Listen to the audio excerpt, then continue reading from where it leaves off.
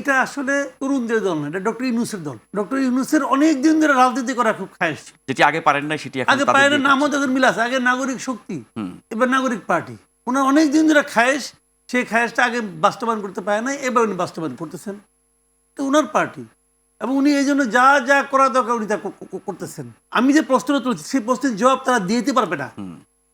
আমি বলেছি যে এই একটা মিটিং করতে কত টাকা লাগে, সেই টাকাটা আপনি কোথায় পেলেন? আমার একটা শোনা, কিন্তু আমার কোনো আপত্তি নাই, জি। আপনি চাঁদা দিতে পারেন। যে পলিটিক্যাল পার্টিকে কেউ চাঁদা দিবে না, দিবে।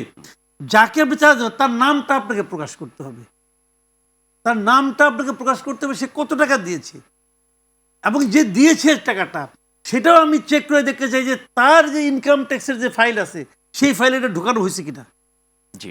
এটাও আমি দেখতে চাই। তো এটা যদি আপনি করে দেন, ট্রান্সপারেন্ট হয়ে যাক। আপনি কি পারবেন ব্রিটিশ লেবার পার্টিকে একটা চাঁদা দিতে? আপনি পারবেন না, দিলেও তারা দিবে না। সেই তো বাস্তবতা এখন আমরা সেখানে এটা তো হইতে হবে। আপনি তো নতুন কিছু করতে চান। জি জি। আপনি তো বললে কি আপনি তো বিএনপির হিসাব চান নাই, আপনি তো আওয়ামী লীগের হিসাব চান নাই। তাহলে আরে, তারা কেন আলাদা? তাহলে আওয়ামী লীগ আর বিএনপি হন আপনি, নিশ্চয়ই নিশ্চয়ই। তাহলে তো ওদিকে যাচ্ছেন। মানে আর্থিক স্বচ্ছতা একটা বড় জায়গা, বিরাট জায়গা। নতুন কারণ রাজনীতির যে ক্ষেত্রে আদাটা আনছে সে 10 টাকা আনছে, জি। ওইখানে দিছে 2 টাকা, 8 টাকা পকেটে ঢুকাইছে। জি। এটাই তো হয়। নিশ্চয়ই নিশ্চয়ই।